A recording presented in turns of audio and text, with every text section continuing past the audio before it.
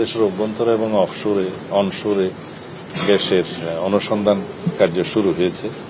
তাতে করে আগামী কয়েক বছরের মধ্যে আশা করা যায় ইনশাআল্লাহ আমরা আমাদের নিজস্ব সম্পদেই এই গ্যাসের সমস্যাটা সমাধান করতে পারব।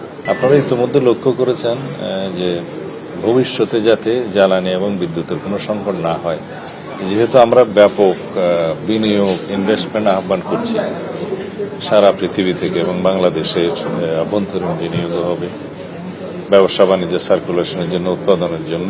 জ্বালানি এবং তেলের সরবরাহটা প্রাইমারি এনার্জি, এটা গুরুত্বপূর্ণ ভূমিকা রাখে। সেই জন্য আমরা পরিকল্পনাগুলো নিচ্ছি, আপনারা এটা প্রতিনিয়তই জানতে পারছেন।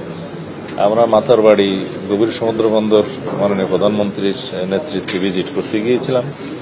সেখানে আমরা ল্যান্ড বেস এলএনজি টার্মিনাল করার বিষয়ে আমরা সিদ্ধান্ত নিয়েছি, মাননীয় প্রধানমন্ত্রী সিদ্ধান্ত দিয়েছেন।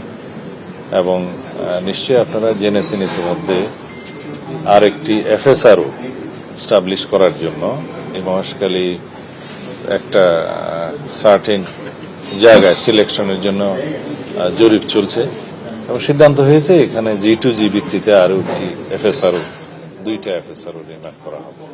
তো এখন যে এফএসআরও গুলো আছে সেগুলো একটা সামিটের আর একটা এক্সিলারেট এনার্জির সম্ভবত। তো এগুলো মাঝে মধ্যে বিভিন্নভাবে যান্ত্রিক ত্রুটি দেখা দেয় বা বিভিন্ন রকম সমস্যা দেখা দিলে ফ্যালকন অ্যালুমিনিয়াম মাল্টিলেয়ার অ্যানোডাইজ হওয়ায় সম্পূর্ণ স্ক্র্যাচ প্রুফ ফ্যালকন অ্যালুমিনিয়াম সরবরাহ বিঘ্নিত হয়, তো যে সমস্যায় আমরা পড়েছি। এছাড়া গ্যাসের যে আমদানি নির্ভরতা বিগত ফ্যাসিবাদী সরকারের সময় সৃষ্টি হয়ে গেছিল, এখান থেকে আমরা বেরিয়ে আসার জন্য দেশের অভ্যন্তরে এবং অনশোরে গ্যাসের অনুসন্ধান কার্য শুরু হয়েছে। তাতে করে আগামী কয়েক বছরের মধ্যে আশা করা যায় ইনশাআল্লাহ আমরা আমাদের নিজস্ব সম্পদেই এই গ্যাসের সমস্যাটা সমাধান করতে পারব।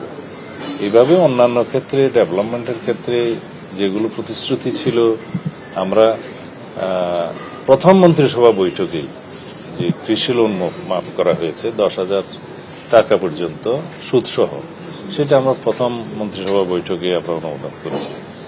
এর বাইরে ফ্যামিলি কার্ড, কৃষক কার্ড এবং ইমাম মুয়াজ্জিনদের সহ অন্যান্য উপাসনালয়ের ধর্মাবলম্বীদের যে উপাসনালয়ের কর্তা তাদেরকে অনুদান দেওয়া, রাষ্ট্রীয় স্বীকৃতি দেওয়া। এর বাইরে ক্রীড়াবিদ, সংস্কৃতিজীবীদেরকেও স্বীকৃতি দেওয়া রাষ্ট্রীয় ভিত্তিতে, এগুলো আমরা শুরু করেছি। কোনো কোনো ক্ষেত্রে প্রতিপালন অধিকাংশ হয়েছে। আর অন্যান্য বিষয়ের ক্ষেত্রে আমরা যেমন খাদ্য নিরাপত্তা নিশ্চিত করার জন্য আমরা আমাদের পরিকল্পনা প্রায় বাস্তবায়ন করে ফেলেছি। এইবার আমি এই খাদ্য প্রকিউরমেন্ট কমিটির, জাতীয় কমিটির সভাপতি হিসেবে সিদ্ধান্তগুলো দিয়েছি, এবং আমাদের খাদ্য নিরাপত্তা বিল্ড হয়েছে।